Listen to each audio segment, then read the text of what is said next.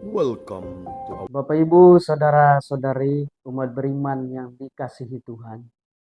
Kembali lagi bersama saya, Frater Tio, dalam Riak Sabda edisi 6 Maret 2024. Dalam hidup ini, Allah memberikan kebebasan kepada setiap orang, pribadi lepas pribadi.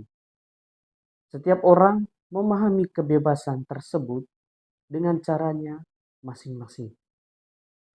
Ada yang memahami kebebasan sebagai sesuatu yang tidak terikat pada aturan-aturan, dan ada yang memahami kebebasan sebagai sesuatu yang bebas melakukan apa saja, bebas kemana saja, sesuka hatinya, semaunya.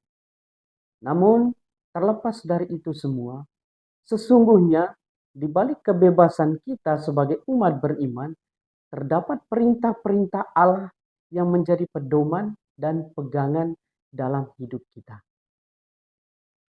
Dalam kitab Ulangan yang kita dengarkan atau kita bacakan pada hari ini, mengisahkan tentang Musa yang meminta umat Israel untuk setia melakukan ketetapan-ketetapan yang diperintahkan oleh Tuhan.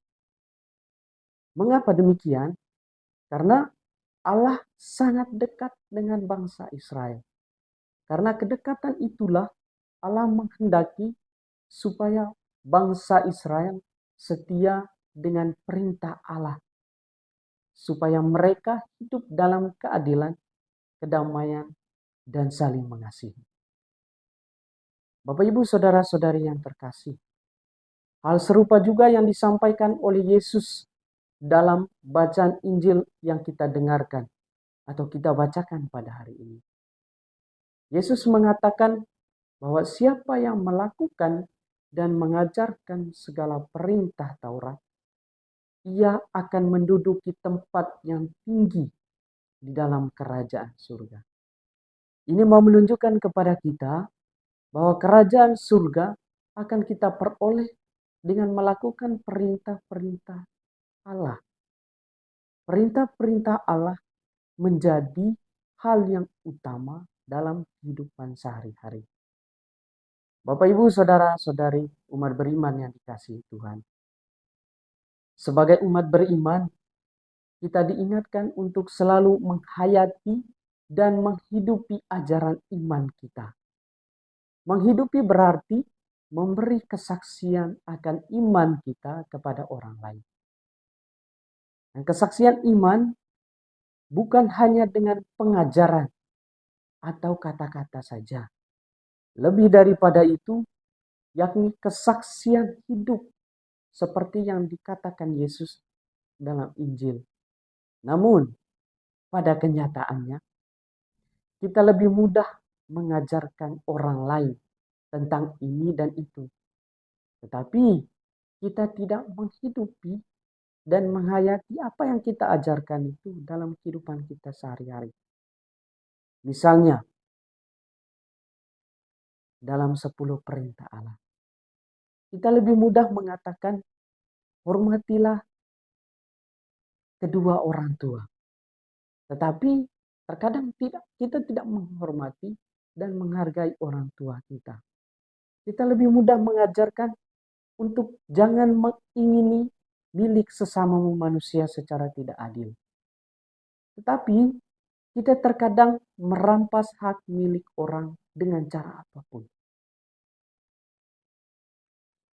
Kita diminta untuk jangan bersaksi dusta.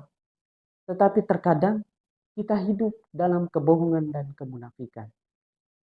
Atau lebih dari itu, kita mengajarkan kepada setiap orang untuk selalu hidup dalam kasih.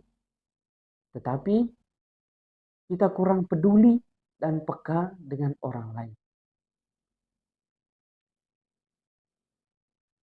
Dan juga kita mengajarkan kepada orang lain untuk pergi ke gereja setiap hari Minggu. Tetapi kita sibuk dengan kepentingan kita pribadi sehingga mengabaikan diri untuk berjumpa dengan Tuhan dalam perayaan Ekaristi ataupun ibadah-ibadah. Nah, Bapak Ibu saudara-saudari yang terkasih, hal ini tentunya jauh dari harapan, jauh dari apa yang dikatakan oleh Yesus dalam bacaan Injil hari ini. Yesus menghendaki supaya kita melakukan dan mengajarkan sesuatu yang baik kepada orang lain. Dan lebih dari itu, kita menghayati dan menghidupi apa yang baik, segala perintah Allah dalam kehidupan kita setiap hari. Karena itu Bapak Ibu saudara-saudari yang terkasih, semoga bacaan-bacaan yang kita dengarkan atau renungkan bersama pada hari ini mengingatkan kita supaya di masa prapaskah ini kita dituntut untuk memperbaiki diri dengan setia melakukan perintah-perintah Allah. Karena perintah-perintah Allah membawa kita pada keselamatan.